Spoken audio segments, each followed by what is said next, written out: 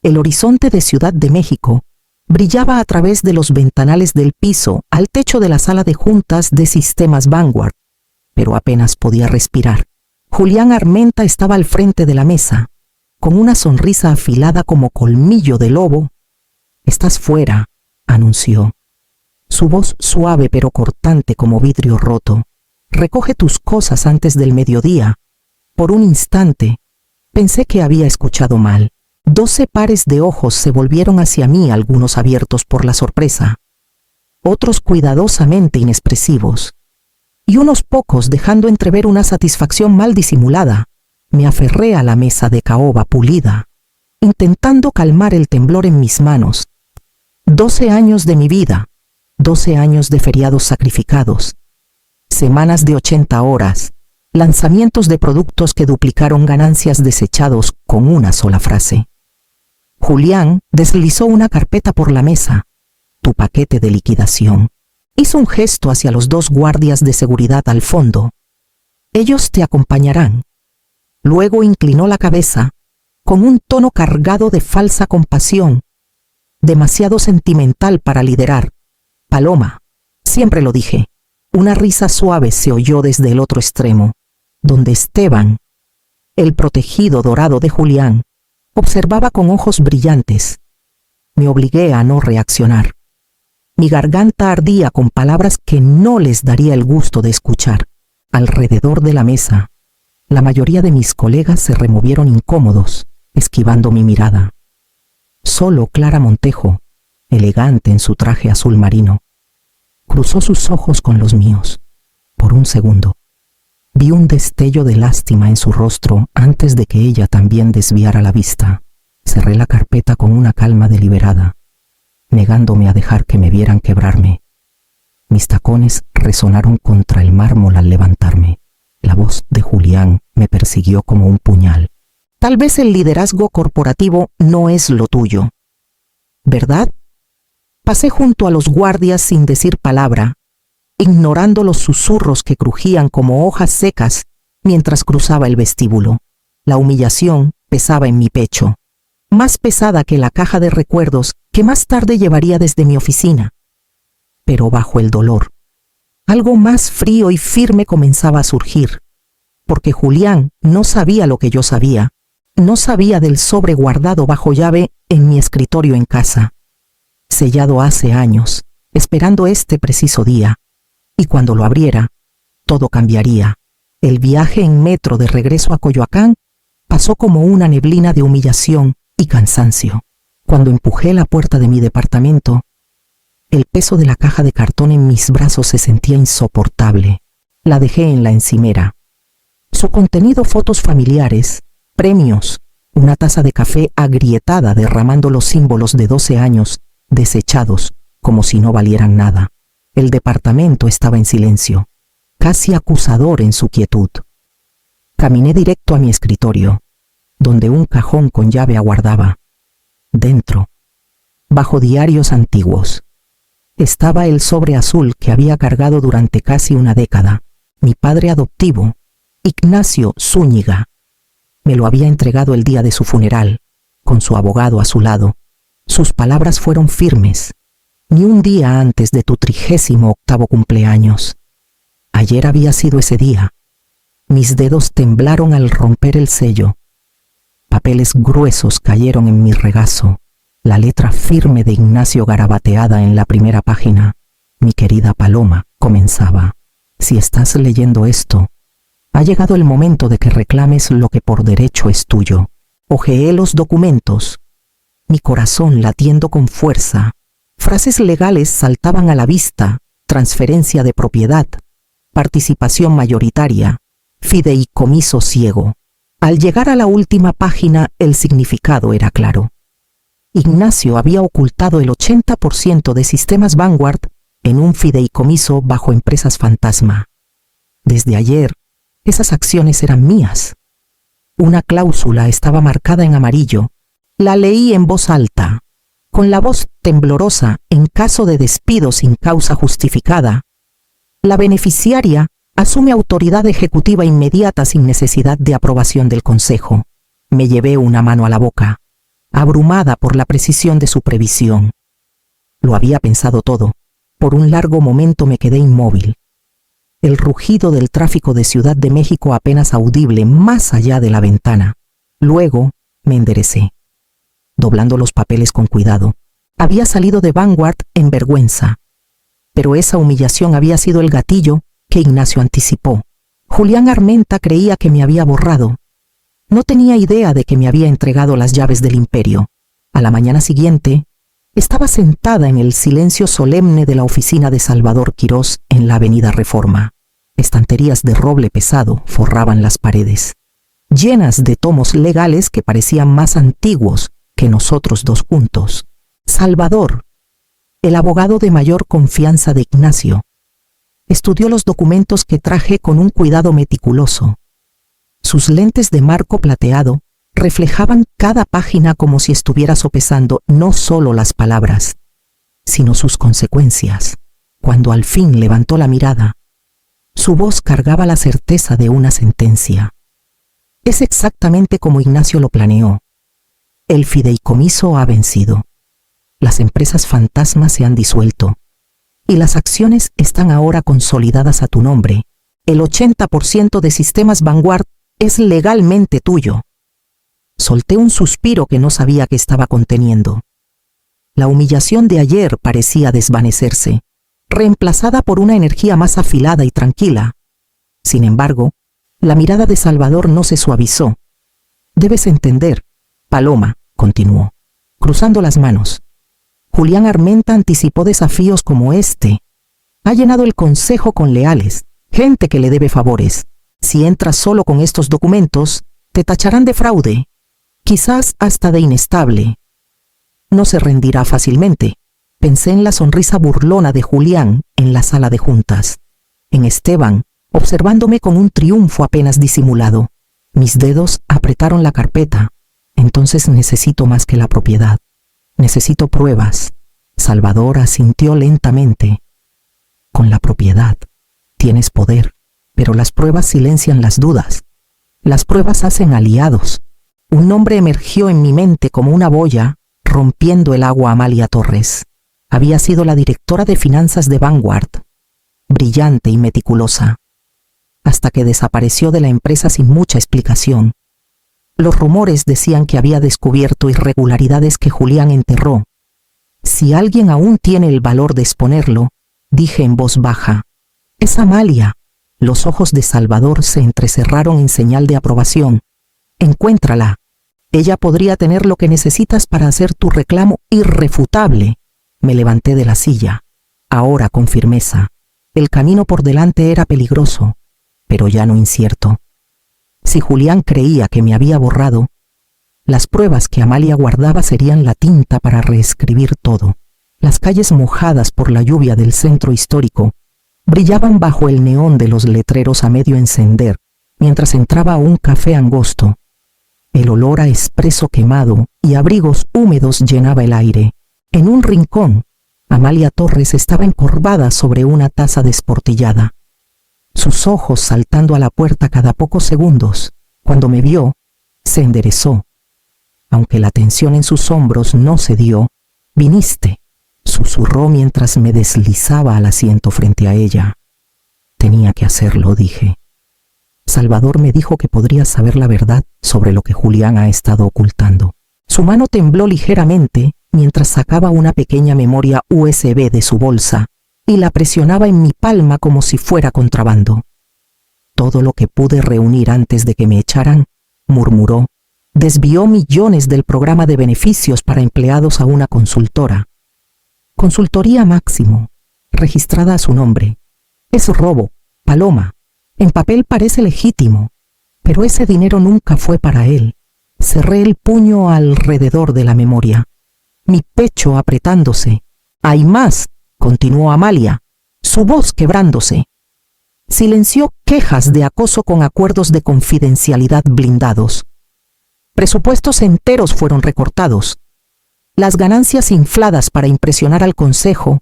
Intenté pelear, pero me llamó insubordinada y me sacaron escoltada. Ignacio me dio mi primera oportunidad en esta industria. No podía dejar que Julián destruyera todo lo que él construyó. Sus ojos se llenaron de lágrimas, pero las contuvo.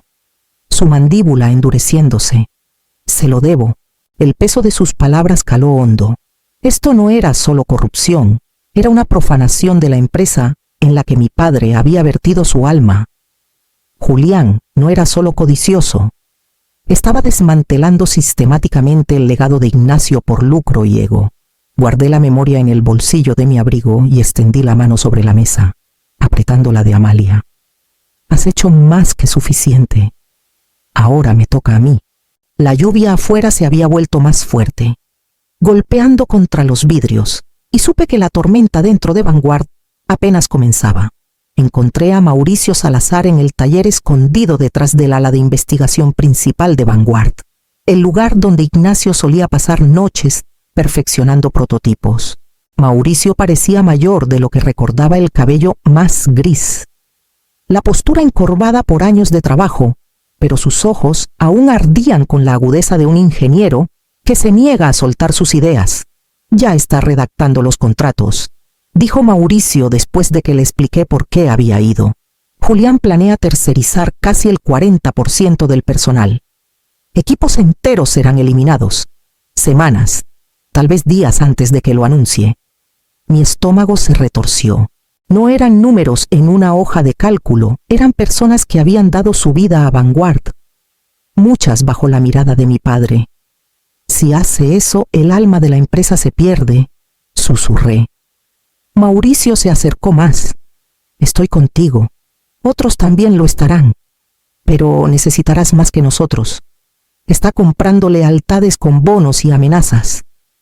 Salí del taller, sintiéndome fortalecida pero inquieta. La promesa de Mauricio era esperanza, pero la sombra de Julián se extendía más rápido de lo que podía alcanzarla. Esa noche, mientras revisaba los archivos de Amalia, Salvador llamó. Su voz era sombría, uno de los miembros del consejo, alguien que creías neutral. Ya informó de tus reuniones a Armenta. Sabe que estás buscando apoyo.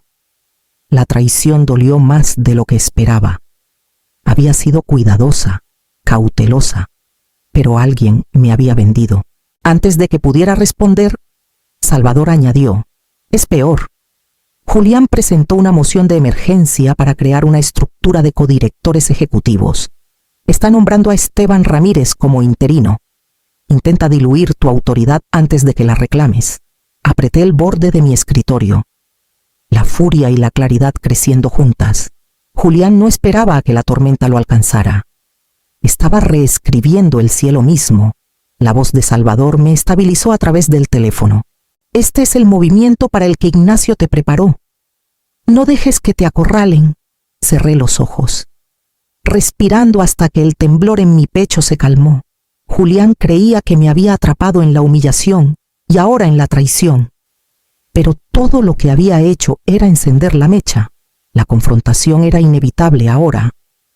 A la mañana siguiente, entré al vestíbulo de Sistemas Vanguard con una firmeza que ocultaba la tormenta dentro de mí. Salvador caminaba a mi lado, con su maletín en la mano, mientras Mauricio se mantenía unos pasos atrás. Su gastado morral de cuero, abultado con planos y archivos de datos. Los empleados levantaban la vista desde sus escritorios, susurrando. Su curiosidad avivada por los rumores que ya corrían por el edificio. En el piso 40, las puertas de la sala de juntas estaban cerradas. A través del vidrio esmerilado, podía escuchar la voz de Julián, pulida y confiada, dirigiéndose a los directores. Empujé las puertas. La sala se congeló. Julián estaba al frente de la mesa, gesticulando hacia una diapositiva titulada Reestructuración estratégica, eficiencia y crecimiento. Esteban Ramírez estaba a su derecha, con la barbilla levantada, intentando parecer el heredero aparente. Jadeos se esparcieron mientras todas las miradas se volvían hacia mí. Caminé hacia la mesa, los tacones golpeando contra el suelo pulido, y coloqué una carpeta sobre la superficie brillante. Antes de que aprueben otro plan que desangre esta empresa, dije, ¿querrán ver esto? Julián soltó una risa cortante, aunque vi el destello de tensión en su mandíbula. ¿En serio? Paloma, ¿vienes a agitar unos papeles? Ya no trabajas aquí. Salvador dio un paso adelante. Tranquilo como siempre, distribuyendo copias certificadas a cada director. Archivos ante la CNBV, sellados ayer por la mañana. Desde su 38º cumpleaños, la señorita Zúñiga es la propietaria registrada del 80% de Sistemas Vanguard. El silencio que siguió fue casi tangible. Clara Montejo tomó su copia, sus ojos abriéndose al revisar el sello. Murmullos estallaron, agudos y confusos. Julián forzó una sonrisa, aunque sus manos apretaban la mesa. Falsificación, desesperación. Se aferra a un legado que no le pertenece. Lo miré sin parpadear. Es mío. Mi padre construyó esta empresa y se preparó para hombres como tú. Será mejor que te sientes. Julián, esa es mi silla. Los directores lo miraron, su confianza tambaleándose, y en ese silencio cargado, sentí el cambio en el equilibrio del poder. Julián Armenta ya no era intocable.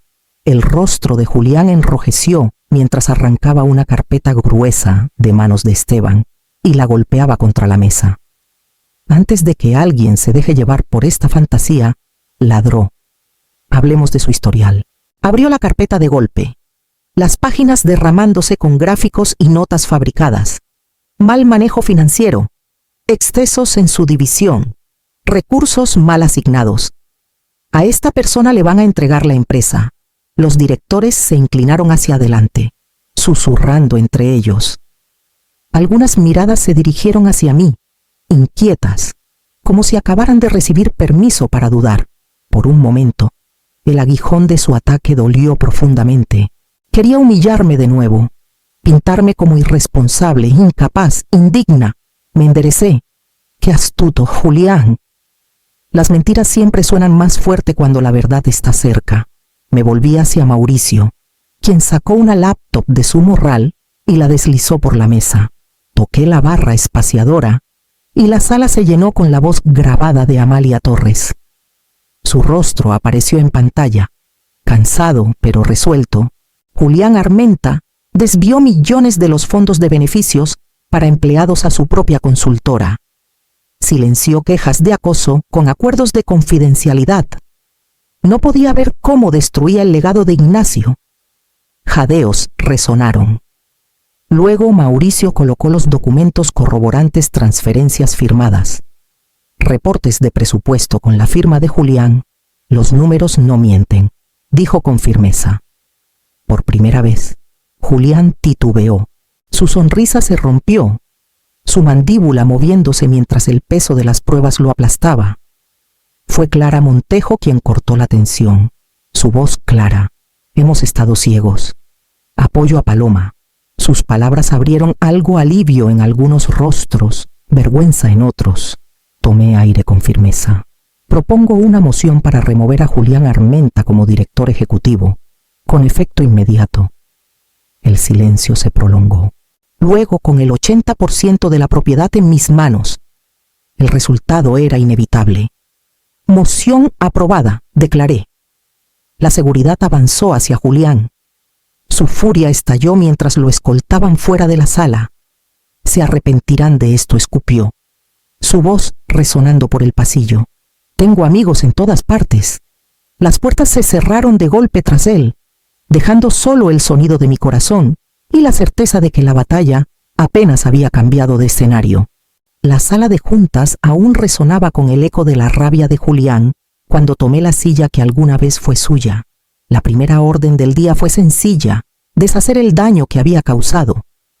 Su plan de reestructuración yacía abandonado sobre la mesa, y lo rompí por la mitad frente a los directores. La iniciativa de tercerización está cancelada, dije, mi voz firme. No se cortarán empleos. Esa tarde, envié directivas a todos los departamentos. Los beneficios de salud fueron reinstaurados. El fondo educativo para las familias de los empleados, restaurado. Los presupuestos de investigación y desarrollo se duplicaron, volviendo a ser la sangre vital que mi padre siempre protegió. Sabía que los analistas financieros protestarían, pero esta empresa había estado sangrando por negligencia, no por generosidad. Más tarde, caminé con Lorena Vargas, la gerente de recursos humanos de largo tiempo, cuya lealtad a Ignacio la mantuvo en la sombra de Julián. Me llevó a un archivero cerrado con llave al fondo del departamento, sus manos temblando al girar la llave. Dentro había expedientes 25 quejas, cada una sellada como resuelta con la letra de Julián. Abuso verbal, acoso, coerción, todo oculto. Ella colocó las carpetas frente a mí, su voz baja. Las guardé porque no podía olvidar sus rostros. Él los enterró a todos. Escaneé los expedientes, la bilis subiendo a mi garganta. Mujeres trasladadas al extranjero de un día para otro, hombres despedidos por insubordinación, carreras destrozadas para proteger su imagen. Miré a Lorena, cuyos ojos brillaban con un alivio que no se había permitido sentir hasta ahora. Se acabó el silencio, dije, empujando las carpetas hacia ella. Todos los acuerdos de confidencialidad son nulos. Cada sobreviviente recibirá una disculpa personal de nosotros. Lo haremos bien. Por primera vez desde la muerte de Ignacio, sentí que la empresa respiraba diferente. En los pasillos, los susurros se esparcían. Los rostros se giraban al pasar curiosidad, sospecha, una esperanza frágil. Algunos se atrevían a esbozar pequeñas sonrisas. Otros se contenían, esperando ver si era otra líder haciendo promesas que nadie planeaba cumplir. Pero al salir de recursos humanos con los expedientes bajo el brazo, supe que la próxima batalla no sería contra los planes de Julián. Sería contra la duda que él había sembrado en los mismísimos huesos de Vanguard.